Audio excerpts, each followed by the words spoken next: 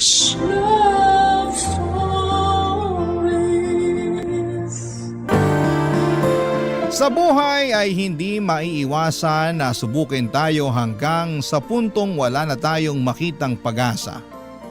Pero lagi nating tandaan na hindi sa lahat ng pagkakataon ay namamayani ang kabiguan, pighati at kalungkutan sa matatag na puso. Ikaw kabarangay, paano mo nilagpasan ang mga pagsubok sa buhay mo? Dear Papa Dudut, magandang araw po sa lahat ng bumubuo ng Barangay Love Stories at sa mga katulad kong certified kabarangay at kapuso. Tawagin niyo na lamang po ako sa pangalang Elora.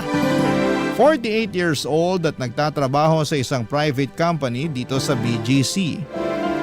Nadiskubre ko ang programa ninyo noong kasagsagan ng pandemic at masasabi ko na maraming beses akong sinagip ng mga kwentong tinampok ninyo na kinapulutan ko ng aral at inspirasyon. Lalo na yung may mga tema na tungkol sa pag-abot at pagtupad ng mga pangarap. Lahat naman ng tao ay nangangarap, hindi ba? Pero neto ko lang talaga natupad ang pinaka masasabi kong malaking pangarap. Pangarap na naudlot dahil kinailangan kong harapin ang realidad ng buhay. Kung ano yon ay malalaman ninyo na lamang po sa katapusan ng aking kwento. 19 years old ako nang mabuntis ng mister at katrabaho ko noong araw sa isang fast food chain. At 20 years old naman ako nang kinasal kami at pinanganak ko ang baby namin. Dahil po sa mga nangyari ay dismayado at galit sa akin ang nanay ko, Papa Dudut.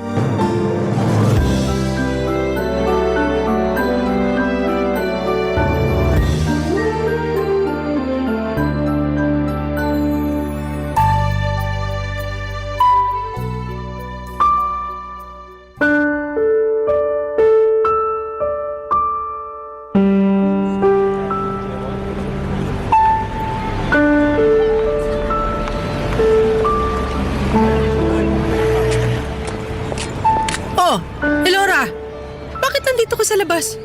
Nasaan yung anak mo? Nasa duyan po, kakapatulog ko pa lang.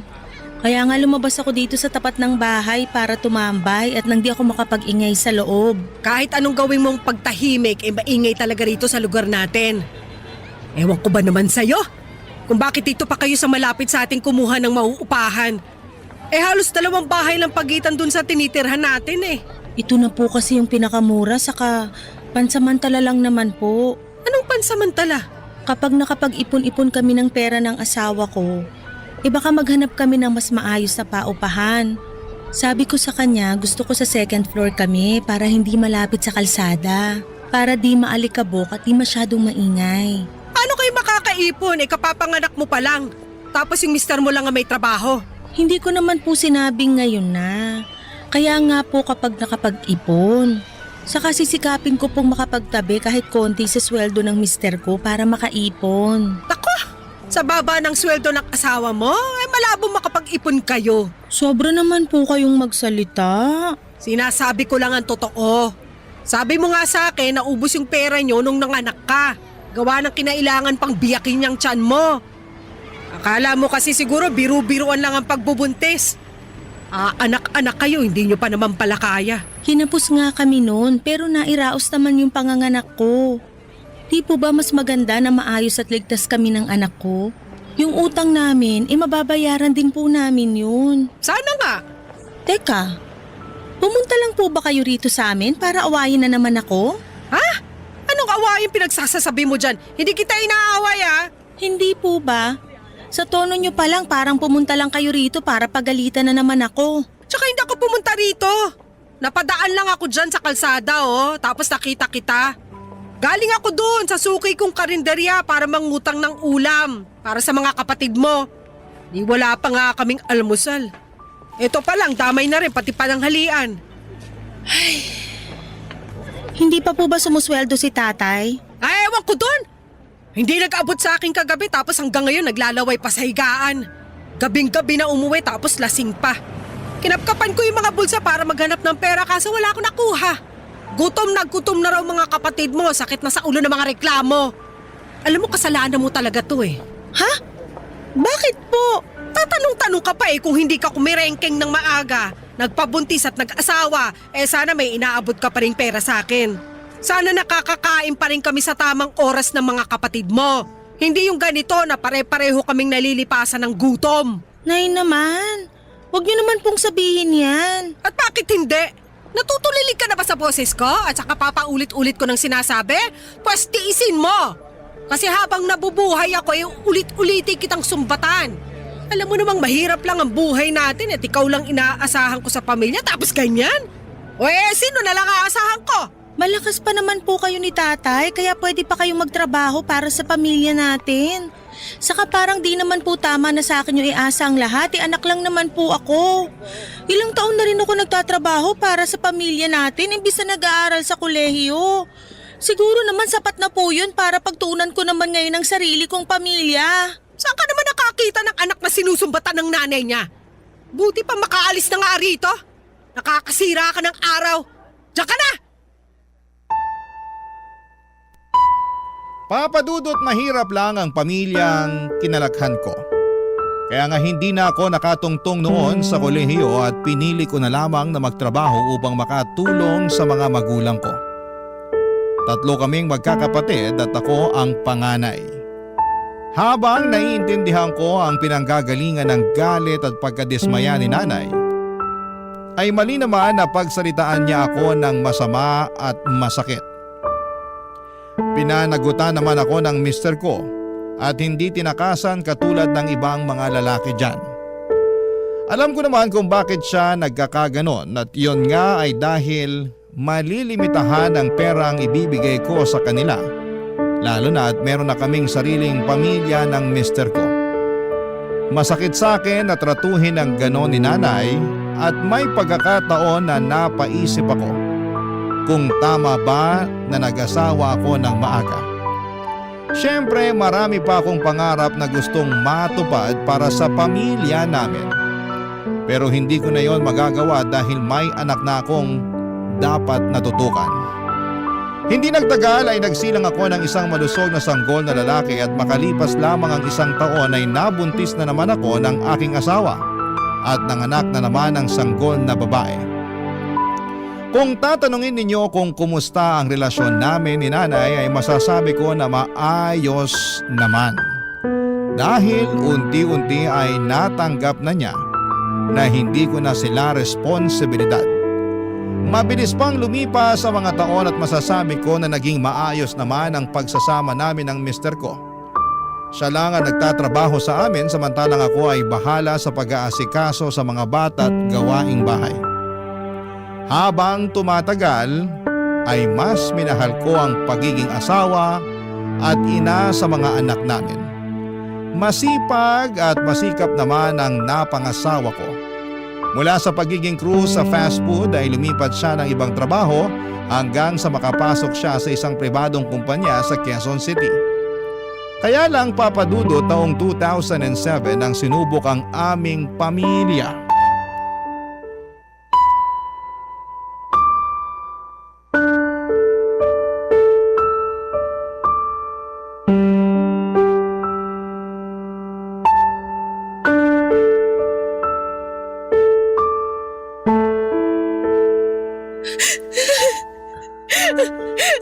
Bakit ka ba ganyan makaiyak? Hindi pa naman patay yung asawa mo. Ingay-ingay mo eh. Paano niya nasasabi yan? Kailangan ba mamatay muna yung asawa ko bago ako umiyak ng ganito? Hindi naman sa ganun pero baka ganun na nga ang isipin ng mga kapitbahay niyo kasi ganyan ka umiyak. Tsaka natutulog naman ang asawa mo dun sa loob ng bahay niyo. Mamaya magising yung kakapalahong mo dyan. Nay naman eh. Napakaano niyo naman magsalita. Nagsasabi lang ako ng totoo. Hindi ko ihingi ng pasensya ang pagiging prangka ko. Pero hindi tama yung mga sinasabi niyo. Lalo na may pinagdadaanan yung pamilya namin. Lalo na ako. Kung alam niyo lang kung gaano kabigat sa akin na tanggapin na na-stroke yung asawa ko. Masyado pong biglaan yung mga pangyayari. Wala ka namang magagawa. Mas lalong bibigat kung hindi mo tatanggapin. Hindi rin naman gagaling agad yung asawa mo eh. Ewan ko sa'yo, Nay. Bakit ka ba kasi naiinis dyan? Hindi po ako naiinis. Hindi raw ay kitang-kita sa reaksyon ng mukha mo. Parang ewan to babaeng to. Ako ba ang pasisinungalingan mo eh, parang hindi kita iniri sa matris ko. Sige po, sasabihin ko na yung totoo. Na naiinis ka sa akin. Opo! Ay, bakit ka naman maiinis sa mga sinabi ko, Aber? Kasi napaka-insensitive nyo. Salita kayo ng salita ng kung ano-ano lang maisip nyo. Alam nyo naman na may pinagdadaanan ako. Akala ko pa naman pumunta kayo rito para damayan ako tapos pagsasalitaan nyo lang ako ng ganyan. Nagsasabi lang naman ako ng totoo. Alam ko naman po na totoo lang ang sinasabi nyo. Pero hindi ko lang din mapigilang masaktan. Alam ko naman na nandyan na yan eh. Na-stroke na yung mister ko pero nahihirapan lang din akong tanggapin. Kasi biglaan nga at marami pa sana kaming pangarap. Tapos natatakot lang ako kasi baka kung ano ang susunod na mangyayari. Hindi pa po ako handa sakaling iwanan ng asawa ko, Nay. Sino ba naman makakapaghanda sa kamatayan, di ba? Kaya nga sabi ko, wag kang pumalahaw dyan na akala mo eh hindi na humihinga yung mister mo. Wag mong pangunahan ng Diyos. Sige ka, baka tutuhanin niya. Nay naman! Sa totoo lang naman. Kasabihan nyo ng mga matatanda nung kapanahunan ko. Ang pangit naman po ng kasabihang yon. Kaya nga, imbes mag-iiyak ka dyan ng ganyan, eh mag-isip ka na kung anong pwedeng gawin para matulungan yung asawa mo. Alam mo naman na hindi siya agad makakapagtrabaho dahil sa nangyari sa kanya, di ba? Pero kailangan din ako ng asawa ko. Maliliit pa yung mga anak namin. Sa lagay ako mag-iisip ng solusyon sa problema nyo. Hindi naman po sa ganun. Pero pwede po ba? Nasa na lang yan. Anong tsaka na lang ang pinagsasasabi mo? Yung mga sinasabi nyo kasi, gulong-gulo na talaga ako. Hindi kayo nakakatulong eh. Lalo niyong pinapabigat yung nararamdaman ko, sa totoo lang. Ako pa pala nagpapasama sa loob mo? Aba kasalanan ko pa pala? Bakit po kasi hindi niyo muna subukang itikom yung bibig niyo at magpakananay muna kayo sa akin? Kahit ngayon lang po kasi alam niyo na nga kailangan ko kayo. Kaya lang ganyan naman po ang ginagawa niyo. Hindi naman po yata tama yan. Nakakapagod na kayo eh! Ako nanay mo pero ganyan mo lang pagsalitaan. Mga kabataan talaga ngayon. Oh, Sasha! Magluluto na lang muna ako ng pananghalian nyo doon. Kasi baka kulang ka lang sa kain. Baka pag nalamnan niyang tiyan mo eh, umayos-ayos na rin ang tapas ng dila mo. Papadudot masakit sa akin na imbes na damayan ni nanay ay kung ano-ano pang mga masasakit na salita ang narinig ko sa kanya. Ewan, ganon ba talaga ang mga nanay? Porke anak ka lang nila at meron na silang karapatan na magsabi sa iyo ng masasakit dahil lamang para sa kanila yon ay tama. Pero nanay din naman ako at kailanman ay hindi ko pinagsalitaan ng masakit ang mga anak namin ng aking asawa. Saka hindi ba naiisip ni mama na problemado na nga ako dahil sa pagkakasakit ng mister ko? Dahil sa mga nangyari ay nasa ed ang maliit naming ipon para maipagamot ang aking asawa. At halos magdasal na ako sa lahat ng santo para pagalingin nila ang asawa ko. Kaya lang ay bigo ako dahil 2 buwan mula ng unang beses na ma-stroke ang mister ko ay na-stroke ulit siya. Dahilan para bawian na siya ng buhay. Napakabilis ng mga pangyayari, Papadudot, at masasabi ko na hindi ako nakapaghanda. Ang sabi nila ay hinimatay pa nga ako noong binalita sa akin ng doktor na pumanaw na ang mahal kong asawa. At sa edad ko na 30, Papadudot, ay maaga akong nabiyuda. Barangay Love Stories. Barangay Love Stories. Papadudot, simula nang mamatay ang aking asawa ay naatang sa mga balikat ko ng mag-isang responsibilidad para palakihin, pakainin at pag-aralin ang 2 naming anak. Ang hirap dahil nangangapa pa ako ng mga panahong yon. Simula kasi nung kinasal kami ng mister ko ay hindi na niya ako pinagtrabaho. Kaya ewan ko na lang talaga kung paano ko bubuhayin ang mga anak namin. Sa kabila ng lahat ay nanaig sa akin ang lakas ng loob at tibay ng dibdib upang harapin ang buhay kahit na nakakatakot ito at walang kasiguraduhan. At kahit na nagluluksa pa ako ng mga panahong yon ay alam ko na hindi naman pwedeng tumigil ang ikot ng mundo para sa amin. Kaya nga naghanap ako kagad ng mapapasukang trabaho at maswerte namang natanggap ako sa isang patahian. Wala talaga akong alam sa pagtatahi kaya nagsimula sa pagiging trimmer ang posisyon ko hanggang sa inaral ko ang paggamit ng makina sa pananahi. Hindi nga nagtagal ay natuto naman ako at naging isang mananahi, Papa Dudut.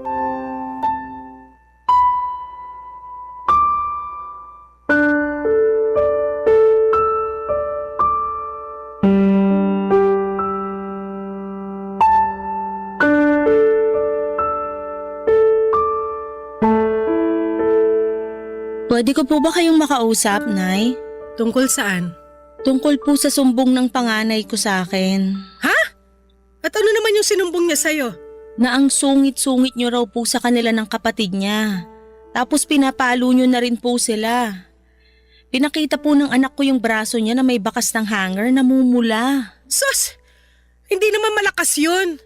Masyado lang sensitive yung balat ng anak mo kaya namula. Kami nung pinapalo rin naman pero hindi naman kami nagre-reklamo. Hindi naman po yata tama na ikumpara niyo yung sarili niyo nun sa mga anak ko ngayon. Mali po yun. Anong mali doon? Totoo naman ang mga sinabi ko. Totoo man o hindi, mali pa rin na magkumpara kayo. Yan talaga yung ugali niyo na ayaw ko eh. Hilig niyo magkumpara. Yan din ang ugali mo na ayaw ko. Yung pala sagot sa akin na nanay mo tapos lagi mo pa akong kinokontra. Hindi naman po yun pangungontra. Saka bakit ba pinagtatalunan natin to? Ang tinatanong ko kung bakit kailangan yung pagalitan at paluin ng mga anak ko. Tinatanong pa ba yan? Natural matigas ang ulo at sutel. Kaya tinuturuan ko lang ng leksyon. Para namang hindi ko yung ginagawa sa inyo noon ng mga kapatid mo. Di ba pinagagalitan at pinapalo ko rin naman kayo nung araw? Oo nga po, pero hindi namin pinapalo yung mga anak namin. Kung magagalit kami, hindi rin yung galit na galit. Mas pinagsasabihan namin sila para maisip nila na mali yung ginawa nila. Ako? Alam mo namang hindi uubra sa akin yung ganyan kasi mabilis talaga ako mapikon lalo't paulit-ulit ko nang sinasaway. Hindi naman po pasaway yung mga anak ko. Hindi raw. Bakit? Ikaw ba ang araw-araw na kasama nila? Hindi naman, di ba? Hindi nga po, kasi kailangan ko magtrabaho para meron kaming makain. Alam niyo naman na wala kaming ibang maaasahan matapos mamatay ang asawa ko, di ba? Oo. Alam nga namang iasa niyo ang lahat sa mga kapitbahay niyo. Nakakahiya naman yon, lalo ang lakas-lakas mo pa. Kaya nga po tinitiis kong mawalay sa mga anak ko para magtrabaho sa labas. Pero hindi ibig sabihin pagmamalupitan niyo na sila. Sobra ka naman sa pagmamalupitan. Hoy! Para sa kaalaman mo, hindi ko pinagmamalupitan yung mga anak mo. Pagdidisiplina ang tawag doon. Hirap sa'yo, masyado mong pinoprotektahan yung mga anak mo kaya lumalaking may sungay at buntot. Hindi nga po pasaway ang mga anak ko. Alam ko yun kasi ako naman ang kasakasama nila simula baby hanggang nung namatay ang papa nila. Oh, simula nung araw na yon hanggang ngayon ako na ang kasama nila. Kaya mas nakikita ko na ang totoong ugali ng mga anak mo. Yang panganay mo masyadong sutil. At malikot naman yung bunso mo. Pareho sila magkapatid na pag inuutusan hindi ka agad susundin. Alam mo ayoko nang hindi ka agad nasusunod yung mga gusto ko ipagawa, di ba? Para sa akin inaakse lang nila oras ko. Ano po ba yung pinagagawa niyo sa mga anak ko? Ano nga ba? Baka naman po kasi hindi pambata kaya hindi nila agad magawa. Kayo po yung nakatatanda kaya kayo na dapat ang gumawa. Ay talaga naman! Kaya lumalaki sutil mga anak mo kasi konsentidor kang magulang. Sabagay, sutil ka rin nung araw. Hindi po ako sutil, no? Hindi raw pasaway ka kaya nung kabataan mo. Patunay nun yung pag-aasawa mo na maaga. Hanggang ngayon po ba, isusumbat niyo pa rin sa akin yan? Bakit hindi? Matagal na po yun 10 taon na nga yung lumipas. Saka di na ako bata. Kahit na ilang taon pa ang lumipas, palagi ko pa rin naaalala yung pagiging sutil at pasaway mo nung araw. Hindi na ako nagtaka kung bakit tinularan ka ng mga kapatid mo. Mga nagsipag-asawa na rin ng maaga, imbis paghahanap buhay ang atupagin. Tsaka alam mo, naisip ko lang na baka kaya ka na byuda na maaga dahil din dyan sa katigasan ng ulo mo nung araw. Pati na rin yung pagsagot-sagot mo sa nanay mo. Wala ka kasing respeto, kaya pinarurusahan ka ng langit. Papadudot, ang nanay ko ang nagbabantay sa mga anak ko kapag nasa trabaho ako. Inaabutan ko na lamang siya kahit magkano para naman meron siyang sariling pera. Nang mga panahong yon ay patay na ang tatay namin at may sari-sarili na ring pamilya ang mga kapatid ko. Mag-isa na lamang si nanay sa bahay kaya palagi siyang pumupunta sa inuupahan namin. Kahit noon pa man ay may ugali na talaga ang nanay ko at isa na nga doon ng pagiging taklesa at prangka niyang magsalita. Kahit na ako na anak niya ay hindi nakaligtas sa mga masasakit niyang salita. Kaya nga ang sama-sama ng loob ko lalo na nang nalaman ko pa mismo mula sa panganay ko na ginawa rin yon sa kanila ng lola nila. At ang masahol pa ay nasaktan na rin sila nito. Pero ayaw ko namang magtanim ng galit sa nanay ko dahil iniisip ko na lamang na baka tama nga siya tungkol sa pagdidisiplina sa mga anak ko. Kaya nga pinalagpas ko yon at nagpatuloy sa buhay kahit na walang kabilib-bilib sa akin ang nanay ko lalo na sa trabaho ko ng mga panahong yon. Hindi nagtagal, taong 2018 nang mapagtapos ko ng pag-aaral ang aking panganay. Proud na proud ako sa aking sarili dahil may napag-graduate na ako sa kolehiyo. At sa wakas ay nagbunga rin ang aking pagsisikap sa pananahi at pagsa-sideline sa pamamagitan ng pagluluto ng almusal tuwing araw ng linggo. Papadudot, wala pong pagsidlan ang saya na nararamdaman ko bilang magulang.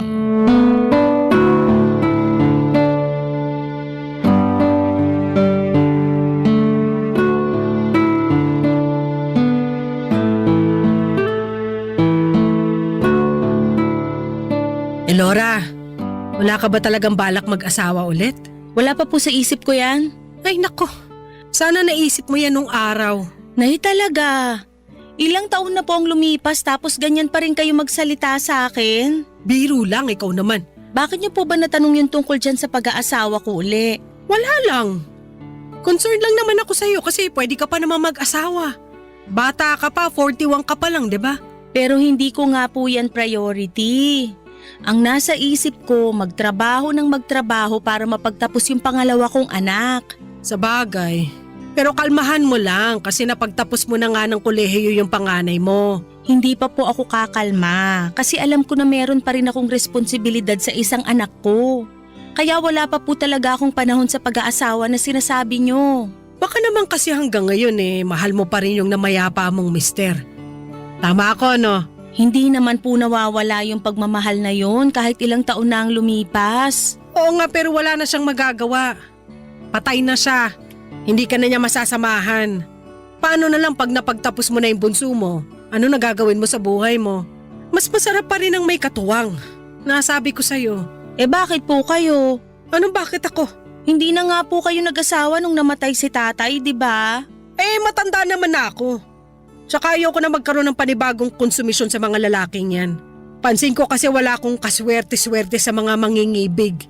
Kahit dyan sa tatay mo, ang malas-malas ko. Sobra naman po kayong magsalita. Baka masaktan si tatay pag narinig niya yung mga sinabi niyo. Pakialam ko totoo naman.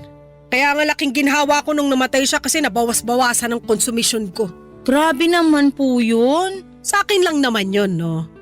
Tsaka nito ko lang napagtanto na buti na rin yun na siya ang unang namatay kesa ako. Tapos namatay ang kapa ng asawa. Sigurado ako na hindi mo rin maaasahan yung tatay mong yun. Lalo na sa pag-aalaga at pagbabantay sa mga anak mo. Baka nga sagutin niyo pa pag-aalaga sa kanya kasi kung ano-anong pinaggagawa sa buhay. Sa bagay. Pero ayaw ko pa rin naman na nawala ng maaga si tatay sa atin.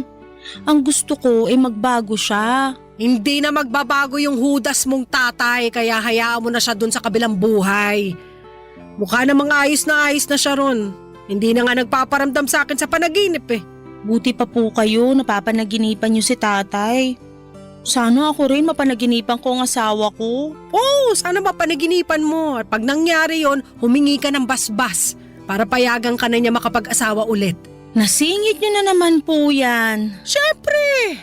Concern lang ako sa'yo, di ba? Ayos lang po ko kahit wala akong katuwang sa buhay.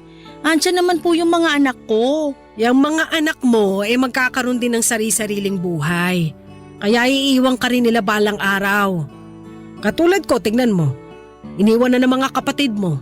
Buti na lang nandiyan ka pa rin kahit na lagi tayo nagbabangayan mag-ina. Kayo kasi ayaw na ayaw niyong pinagsasabihan kahit kayo naman yung mali. Masyado niyong iniisip na porke mas matanda kayo sa akin palagi na kayo ang tama. Bakit? Hindi ba? Hindi po. Walang perpekto. Kaya di sa lahat ng oras tama kayo. Basta. Para sa akin masyado ka lang balat sibuyas. Basta rin po. Para sa akin, hindi ko kailangan mag-asawa uli dahil ayos naman ako. Baka sa ngayon ayos ka. Pag tumungtong ka sa edad kong to, masasabi mo na lang na sana pala sinunod ko yung payo ni nanay. Malungkot tumandang mag-isa, Elora. Kapakanan mo lang ang iniisip ko.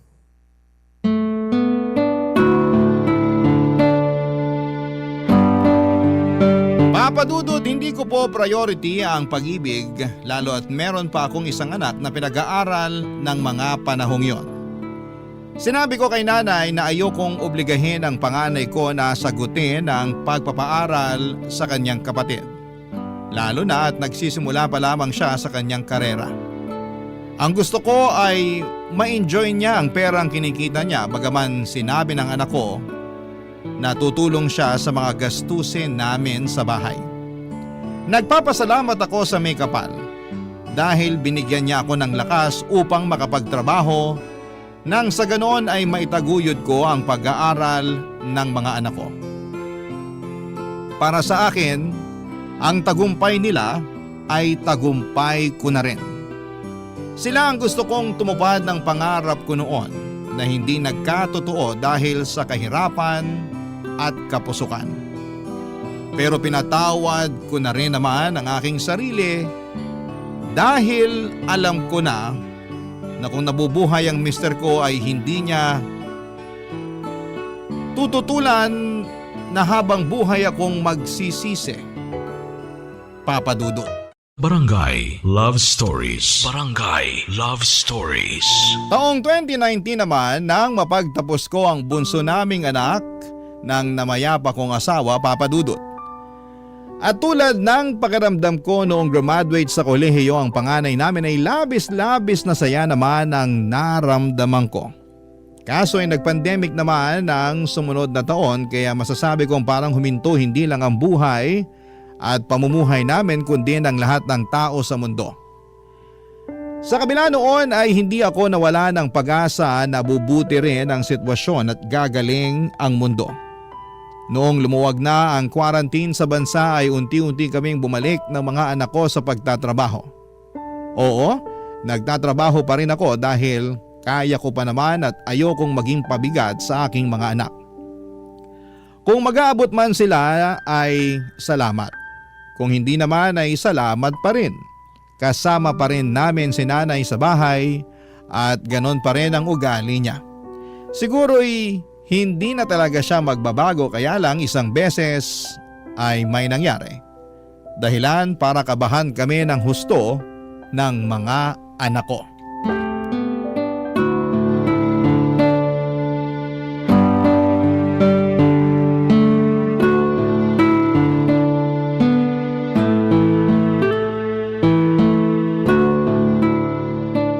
Ay, nako. Iabot mo nga yung unan para mailagay ko sa likod ko. Nananakit na kakasandal sa kahoy na upuan to. Ito po yung unan, Nay. Gusto niyo po ba kumuha ko ng tungtungan para maipatong niyo yung paa niyo? Sige nga at medyo mabigat tong simento. Teka lang po, kukuha ko. Nakita ko po tong maliit na bangko natin na panglaba. Dito niyo na lang po muna patong yung paa niyo. O ilagay mo na dyan sa sahig para maipatong ko na yung paa ko. Sige po. Ayan na po. Dahan-dahan lang. Nakakainis naman kasi. Bakit kailangan pang simentohan yan? Hindi ba yan gagaling ng kusa? Gagaling naman po, pero bumalik ko kasi yung buto nyo, sabi ng doktor. At ang pinakamabisang paraan para mabilis yung paggaling ay isimento. Kapag hindi sinemento yan, magagalaw nyo lang ng magagalaw, kaya di rin gagaling. Pambihira naman kasing buhay to. Sa tanang buhay ko ngayon lang ako nasimentohan ng paa. Kasi naman po kayo. Anong kasi naman ako? Ano bang ginawa ko? Kasalanan ko bang natapilok ako at napasama yung bagsak ko? Kaya bumalik ko ang buto ko sa paa? Hindi naman po sa sinasabi kong kasalanan nyo, pero ang kulit-kulit nyo rin kasi. Ako pa talaga ang makulit ngayon. Opo, kasi kabilin-bilinan namin sa inyo ng mga anak ko na wag kayong lakad ng lakad, gawa ng mahina na nga yung tuhod nyo at mabilis na ring sumakit ang mga paa nyo. Pero di kayo nakinig. Minsan nakikita ko pa po kayo na umaakyat dun sa hagdan ng bahay ng kapitbahay natin para lang makipagchismisan. Ginagawa nyo yun bago mag-pandemic, di ba? Aminin nyo. Gusto ko lang naman makipagkwentuhan, gawa ng nabuburyong ako noon sa bahay ko. O tapos nag-pandemic naman, kaya lalo akong wala makausap. Maganda pa nga nung ECQ kasi lahat tayo dito lang sa bahay. Ngayon lumuwag-luwag ng kaunti, pero balik trabaho naman ulit kayo. Wala na akong kasama rito sa bahay. Ay, alam nyo, naisip ko nga po yan. Dapat meron pa rin kayong kasama rito kasi paano na lang kung may mangyari uli sa inyo, 'di ba? Ano pa bang mangyayari sa akin hindi pa naman ako mamamatay? Hindi ko naman po sinabing mamamatay na kayo. Para kasing ganun ang punto mo. Hoy, para sa kaalaman mo malakas pa ako sa kalabaw. Siguro nga po, pero may pagkalampa pa rin kayo. Napakawalang niya mo talagang babae ka. Pasalamat kasi mentado pa ako kaya hindi ako makatayo para sa bunutang ka. Wag na nga po kayong bayolente dyan, baka tumaas pa ang presyon nyo, ewan ko na lang talaga. Ikaw lang naman ang nagpapataas ng presyon ko. Grabe naman, tagal-tagal na po natin nagsasama, di pa kayo nasanay sa akin? Hindi talaga ako masasanay sa kasutilan at pagiging palasagot mo. Pero seryoso po, Nay, magpagaling kayo. Alam nyo naman na nasa pandemic pa rin tayo kaya nakakatakot magkasakit. Tingnan nyo, ang hirap magpagamot kasi kailangan magpa-swab test para lang makasigurado na wala kayong COVID. Oo nga Nasundot patuloy ang ilong ko. Ang sakit pala nun. Kaya nga mag-focus kayo sa pagpapagaling nyo at iwasan ang pagiging makulit at pasaway. Hanip ka rin talaga no. Nanay mo ko pero kung sabihan mo ko ng makulit at pasaway. Oo lang ang gusto kong marinig sa inyo, Nay. Oo na, magpapagaling ako. Huwag ka na mag-alala sa akin. Aasahan ko po yan. Pangako, pag gumaling na kayo at mas maging maluwag ang quarantine, ipapasyal namin kayo ng mga apo nyo. Talaga? Saan? Secret po muna. Ay, kainis ka talaga. Papadudot habang tumatagal, ay lumalakas ang pag-asa ko na unti-unting mawawala ang pandemya. Yun din kasi ang gabi-gabi kong panalangin sa may kapal bukod sa ingatan niya palagi ang aking pamilya. Masasabi ko na sa kabila ng nakakatakot na pangyayaring yon at walang kasiguraduhang bukas, ay hindi ako nawala ng pag-asa. Nang mga panahong yon, ay hindi na po ako bumalik sa pabrikang pinapasukan ko bilang mananahi. Inabala ko na lamang po ang sarili ko sa pagtitinda ng mga ulam at merienda na pina-order namin online at dinideliver ng door to door. At saka napag-isip-isip ko rin na kailangan ako ng nanay ko sa bahay upang meron na siyang kasakasama. Katulong ko rin si nanay sa negosyo namin at kahit na mahirap dahil napaka-kontrabida niya sa mga diskarte ko, ay masasabi ko na masaya at kontento ako sa aming ginagawa. Kumbaga ay libangan na lang namin yon kasi nga ay wala na rin naman akong anak na pinag-aaral. Isang araw ay nagkaroon kami ng masinsinang pag-uusap ni nanay tungkol sa mga plano ko sa buhay. Kinumusta niya kasi ako at muli na naman niyang tinanong kung may balak pa ba akong mag-asawa, lalo na at bata pa naman ako ng mga panahong yon, Papa Dudut.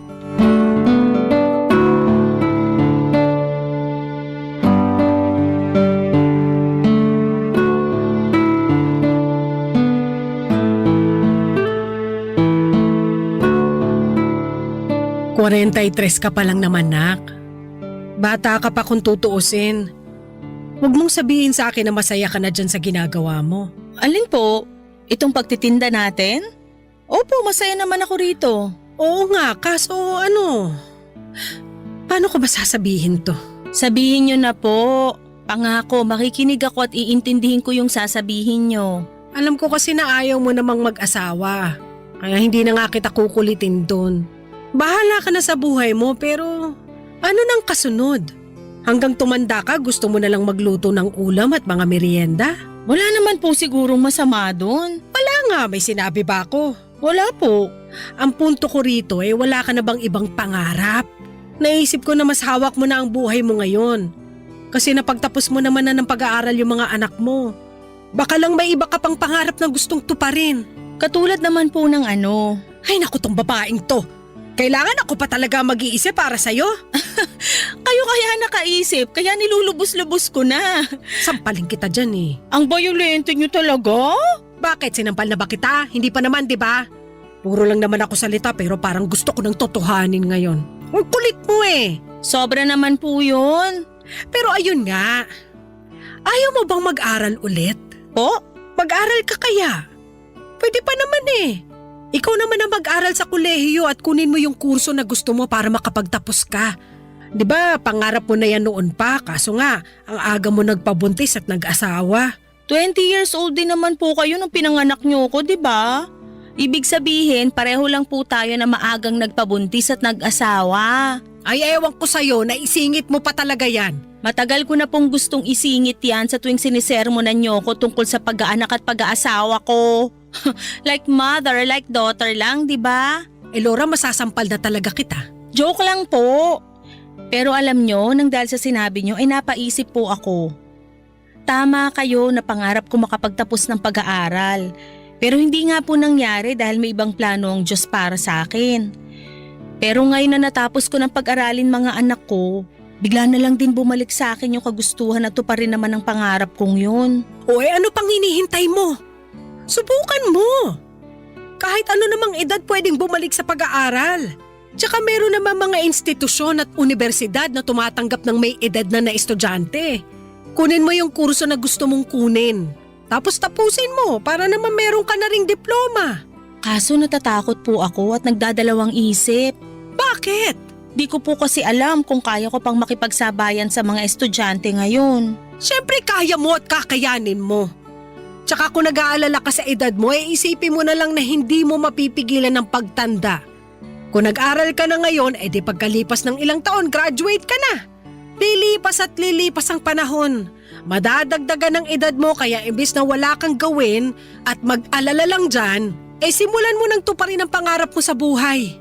Naniniwala naman ako na kung kaloob sa'yo ng Diyos, hahayaan niya yung matupad. Salamat po, Nay. Tatandaan ko po yung sinabi nyo. Tandaan mo talaga. Maraming salamat po kasi kahit matanda na ako, nandyan pa rin kayo para payuhan ako. Hindi ko po alam ang gagawin ko kung wala kayo sa tabi ko. Ganun talaga.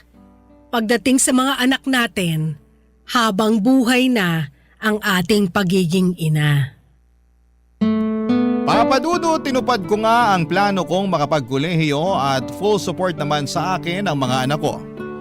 Siyempre pati na rin si nanay kaya nga masayang masaya ko. Hindi nagtagal ay nag-enroll ako sa isang university kahit nakasagsagan pa noon ang pandemic. Medyo challenging ang online class pero inalalaya naman ako ng mga anak ko kaya sa huli ay nakaya ko rin. Hindi nagtagal ay nakapagtapos ako ng kursong may kinalaman po sa business administration. Masayang masaya ako dahil natupad ko na ang matagal ko ng pangarap para sa sarili ko.